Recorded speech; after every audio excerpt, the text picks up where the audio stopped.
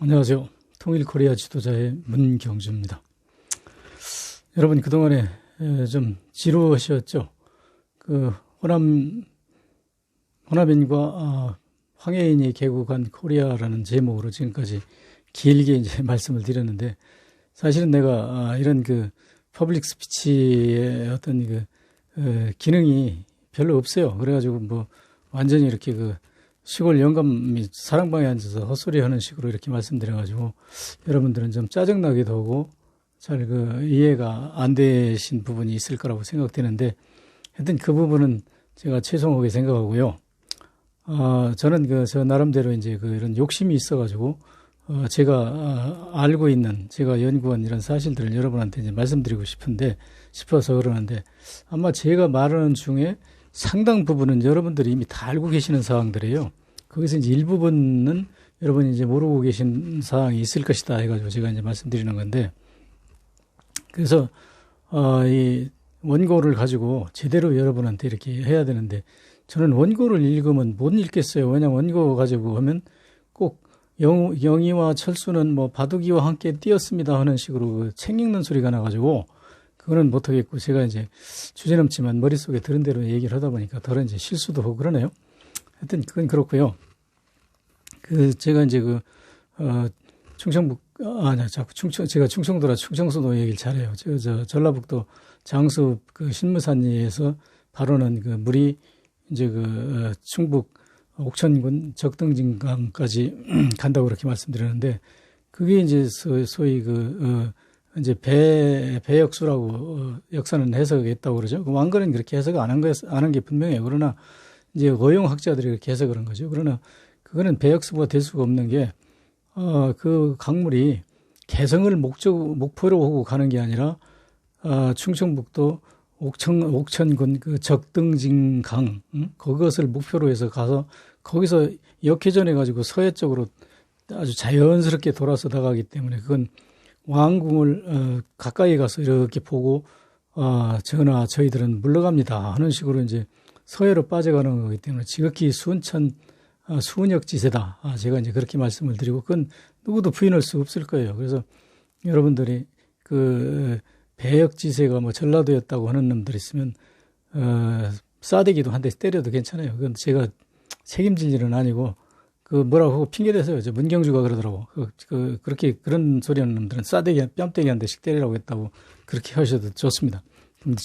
그 책임은 제가 지죠, 뭐까지. 그래서 하여튼 전라도가 배역지세는 아니라는 건 전 단언하고, 그리고 이제 제가 그쪽에 물이 기왕 올라갔으니까 물 얘기 좀 더 해야 되겠네요. 물이 적등진 강에서부터 이제 강을 이루어가지고 조금 내려가면 이제 연기군 부강까지가 이제 종점인데, 부강까지 배가 군산에서 배가 이제 오는데요. 쌀을 몇 석을 실었냐면 150석을 실는다고 그래요. 근데 그것을 조금 때가 그렇고 사리 때는 300석까지 실는데, 그러니까 사리 때는 옛날에 물이 금강에 차면은 그 위쪽까지도 물이 잘 안 빠졌던 것 같아요. 그런데 생각해 보세요. 수레에다 쌀을 몇 개 실냐면 보통 한 10가마 싣고 픽 비오고 막 높은 산 올라가는, 높은 고개 올라갈 때는 동네 마을 애들이 다 뒤에서 밀어주고 막 별짓 해가지고 그렇게 걸어야 되는데, 그거에 비해서 한 150석을 싣고 가면 얼마나, 150석이면 얼마입니까? 10가마 실는다고 소 15마리가 가는 거하고 똑같으네요. 그래서 배가 그만큼 이제 편리하다는 거고, 그게 이제 그 당시까지는 그렇게 배가 거기 다녔고, 해방 후 해방 후가 아니라 일본 놈들이 침략해 와가지고요. 공주 1환, 공주 2환이라는 여객선을 운영했어요. 군산서 공주까지, 부강까지. 근데 사람을 얼마 받았냐면 1인당 1원 50전 받고, 쌀은 한 석당 40전인가 30전인가 50전인가를 받았어요. 그러니까 사람은 돈을 많이 받고 이제 쌀은 얼마 안 받는 거죠. 그렇게 해서 이제 운반했는데, 그 당시에는 그쪽이 아주 그냥 충청남도에서는 공주강 근처에 가 아주 장날이 굉장히 크게 섰다고 그래요. 거기 두들기 나루에 장날은 뗄감이 없어가지고, 뭐, 명태로 부직갱이로 하고 막 이렇게 할 정도로 사람이 북적거렸다고 그래요. 하여튼 그런 얘기는 뭐 중요하지 않고, 그래서 이제 공주가 그만큼 유명했다 하는 얘기가 이제 거기서 포함되고, 그래서 이제 제가 얘기한 그 왕건의 후녀 8조에 그 배경이 된 것은 차연이남 공주광외라고 하는 그 기준점이다 하는 얘기를 하면서 그 경기도 안성하고 충청북도 진천하고에 걸쳐 있는 그 청룡산하고 지난번에 제가 잘못 말씀드렸어요. 백운산이라고 했는데 백운산이 아니라 서운산이요. 청룡이 서운을 물고 내려온다고 그래가지고 거기 얽힌 전설이 꽤 많이 있습니다. 근데 하여튼 그래가지고 그 산이 이제 왕건이 있는 그 개성으로부터는 등을 돌리고 있다. 그리고 등 돌리고 앞으로 배꼽 끼고 거기서 물을 졸졸졸 흘려내려보려고 있는데 이것은 이제 풍수지리학에서 보면 어떤 거냐면 개성에 있는 왕기를 그걸로 몰래 빼돌리는 거죠. 그리고 이제 돌아앉아서 그러니까 역적으로 보는 거죠. 그 산을. 근데 그게 이제 아무 산이나 그냥 평범한 산이라면 그런 산까지 쫓아다니면서 그렇게 볼 일은 없는데 제가 이제 말씀드렸잖아요. 그쪽에서 왕건이 쿠데타 하자마자 공주의 환선길, 홍성의 환선길, 공주의 이은엄, 임춘길, 경동, 진선 해가지고 하여튼 수도 없이 거기서 반란이 일어났다고. 그래서 그 반란이 하도 일어나니까 풍수지리를 믿는 사람들 입장에서는 당연히 보죠. 도대체 이 지역이 왜 여기서 이렇게 반란이 이렇게 나지? 이게 풍수지리학적으로 문제가 있는 거 아니야? 이런 식으로 생각했을 법이죠. 그래서 본 게 정확하게 차연, 이남, 공주광외 그 사이가 거기다 하는 걸 이제 말씀드렸고, 그리고 이제 거기가 이제 화봉고개라고 그러는데요. 차연이 이제 화봉고개라고 그러는데, 화봉고개는, 조선시대에 봉화가 전국에서 몰려가지고 거기서 막 중계해가지고 이제 가는 큰 봉화대예요. 근데 조선시대 이전에는 제가 이제 말씀드렸듯이 신라가 삼국통일하기 전에는 유일하게 한반도에 중국 중앙 내륙 관통 도로를 가지고 있었고 거기다가 이제 물류 신라가 막 정예군을 엄청나게 주둔시켰어요. 그래서 물류를 막 쌓아놓고 예를 들어서 경주에서 오는 마차는 거기까지 갖다 놓고 이제 뭐 간다든지 왜냐면 마차가 며칠을 걷는다고 생각해 보세요. 그거 삐각 비어면서 그게 견딜 일입니까? 그러니까 경주 쪽에 오는 마차는 거기까지 물건을 갖다 내려놓으면 경기도 마차가 이제 거기 가서 물건을 또 싣고 남양만까지 갔겠죠. 이렇게 하는 과정에서 거기가 이제 뭐냐면 도거리예요, 도거리. 그러니까 수송량을 도급받는 도거리인 동시에 도읍도자를 써가지고 수레가 도시처럼 막 몰려다니다. 최대 거리다. 그래가지고 이제 도거리라고 불렀을 것 같아요. 내가 안 살았지만. 그래서 마차 끌고 가는 사람들이 높은 산이 이게 황석골산인데요. 멀리서도 보여요. 야, 도거리봉 밑에 가면 된다. 이리야. 가자고 이제 그렇게 달렸을 거 아닙니까? 그래서 그 당시에는 도거리봉이 유명했는데, 그게 이제 신라가, 백제 멸망시키고 나서 삼국통일 후에는 그걸로 마차에다 짐을 싣고 다닐 일이 없죠. 제가 말씀드렸잖아요. 조그만 배에다도 쌀을 한 300석 싣고 좁은 공주나루 배 거기까지 연기군 부관까지 올라오고 갈 수 있는데 미쳤다고 신라가 마차에다 겨우 실어봐야 쌀 10가마니도 못 싣고 삐걱거리고 그걸 내륙으로 당항선 운영하겠습니까? 그러니까 그날부터 이 중앙선은 폐쇄하는 식으로 폐쇄를 일부러 한 건 아니지만 할 필요가 없으니까 그래서 그 길이 없어졌죠. 없어지니까 어떻게 사람들이 그걸 다 머리에서 집어지고 화봉고개라는 것만 머리에 이제 기억하고 있죠. 그래서 이제 부르다가 도거리가 이제 도구리로 바뀐 거예요. 도거리. 사투리 이제. 그런데 도거리봉을 이제 역사적 배경을 모르는 학자들이 가서 보면 도거리가 이게 무슨 소리야 이게 그러니까 그 사람들은요.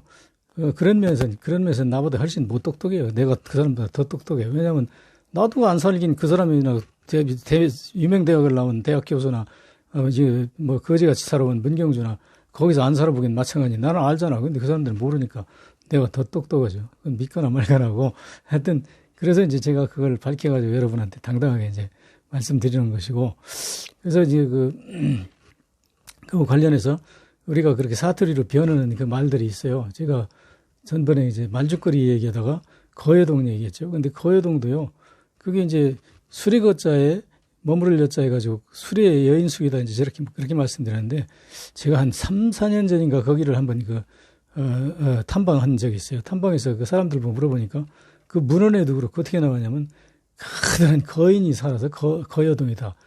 그럼 거인동이라고 하지 왜 거여동이라고 그래요? 그러니까 그 말을 그 뜻도 모르고 그냥 어떻게 이름을 지어서 이렇게 그렇게 유포시키는데 그 시대적 배경하고 역사를 이해하지 못하면 그 진실을 추구할 수가 없어요. 그래서 또 혹시 제가 잘못 알고 있는지도 모르죠. 그래서 엄청나게 커가지고 한 100m 되는 거인이 하나 살아서 거인동이라고 했는지 거여동이라고 했는지 모르는데 하여튼 그건 아니고 제가 보기엔 그 거여동도 이제 그런 의미고 또 그런 게 또 있죠. 저기 어디야 파주 왕건하고 궁예하고 이제 마지막 결판을 지은 그 전투가 이제 파주인데 그 당시는 주군이 패했다고 그래가지고 패주인데 사람들이 그게 기분 나쁘니까 깨칠파자로 바꿔서 파주라고 그랬다고 그러잖아요.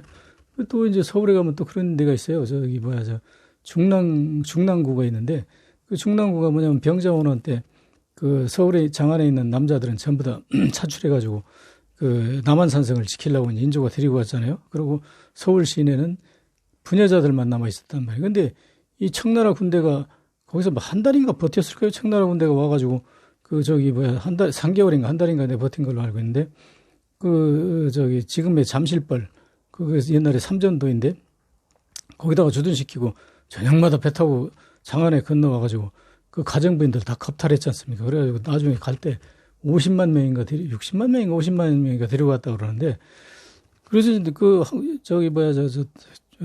선조가 이제 300 고두례의 의식을 거쳐서 항복하고 이제 돌아왔는데 돌아와서 이 남자들이 좀 못난 데가 있어가지고 주위 마누라가 그렇게 당했으면 그 마누라를 우해줘야죠. 그 마누라가 그 중국놈들 끌어안고 싶어서 했습니까? 그걸 저희 마누라를 두드려 패고 인연이 청나라 놈들하고 붙어먹었다고 막 패고 난리가 나가지고 가정 파탄이 일어나게 생겼으니까 인조대왕이 왕명을 내려가지고 그 여자들 보고 그 당시는 상계천이 굉장히 맑거든요. 그 상계동 그쪽이가. 내가 서울 처음에 갔을 때만 해도 상계동 그쪽에 그 사람 얼마 없었어요. 그 전부 논밭이었어요. 근데 그 상계천에 달 밝은 날 가가지고 여자들 그 속옷 벗고 아랫도리를 깨끗이 닦아가지고 중원놈들, 그러니까 가운데 중자, 불알랑자, 중원놈들 불알 다 그 흔적을 지워라. 그렇게 흔적을 지우고 난 후에 또 저희 마누라를 두드려 패는 놈이 있으면 왕명으로 다스려가지고 그놈을 그냥 어떻게 죽이든지 줄일 틀든지 하겠다고 그러니까 그렇게 해서 이제 그 선조가 시국 수습책이죠. 이제 그게 그 시국 민심이 흉한 수습책. 그 다음은 때려도 이제 여자들이 고발이야 묻었겠지만 그 소문 나면 지가 가서 관가가 두드려 맞아야 되니까 안 때렸겠죠. 그것뿐 아니에요. 그 60만 명인가가 돌아갔다가 그 여자들이 나중에 돌아왔잖아요. 돌아왔으면 그 엄연히 한국에 조선에 신랑이 있고 아들, 딸도 있을 텐데 그게 그렇게 청나라에 끌려가서 그게 인간이 겪을 수 있는 일입니까? 그렇게 겪었다가 또 거기서 마음이 좋은 놈이 돌려보냈는지 아니면 어떻게 해서 돌려온지 돌아온 여자들이 또 있어요. 그 여자들 보고 환양녀라고 그러잖아요. 그런데 자기 그 가정은 물론이고 지나가는 사람들까지 더러운 여자 환양녀라고 그래가지고 거기다 돌팔매 던지고 침 뱉고 이랬다고 그러잖아요. 그게 우리 민족의 참 나쁜 버릇이죠. 그 여자가 어디 청태종 좋아가지고 꼬리치고 환양녀로 갔습니까? 남자들이 못 나가지고 나라를 못 지켜가지고 자기 부인이었던 그 어떤 조선의 딸들을 그렇게 곤욕시켰으면 미안한 줄 알고 그걸 사죄하고 눈을 부릅뜨고 다시 분발해가지고 이 나라를 더 강건하게 할 그런 각오를 다지는 게 아니라 술 처먹고 그 환양녀라고 제일마나 두드려 패는 이런 놈들이 우리 조상이었다고 그러는 데 대해서 분노가 일죠. 그래서 우리가 앞으로 이렇게 민족 화해, 협력 이것을 우리가 우리 세대에서라도 단단하게 이루어가지고 앞으로 그런 국가의 불행이 두 번 다시 닥치지 않는 그런 나라를 만들자고 하는 그것을 제가 여러분한테 오늘 힘줘서 말씀드리는 것입니다. 여러분 오랫동안 이런 지루한 얘기 듣느라고 고생하셨습니다. 감사합니다.